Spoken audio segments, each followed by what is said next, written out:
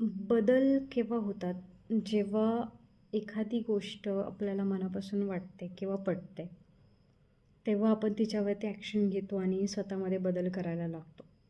So कुठल्याही गोष्टीमध्ये बदल करायचा असेल, तुमच्या सवयींमध्ये, तुमच्या वागणुकीमध्ये, तुमच्या रोजच्या जीवनचर्येमध्ये किंवा तुमच्या व्यक्तिमत्त्वामध्ये, तुमच्या पर्सनॅलिटीमध्ये, तुमच्या स्वभावामध्ये जर बदल करायचा असेल, तर तो बदल आतून आला पाहिजे. जोपर्यंत तुम्हाला मनापासून वाटत नाही आहे, की मला बदलायचं आहे, तोपर्यंत बदल होत नाही.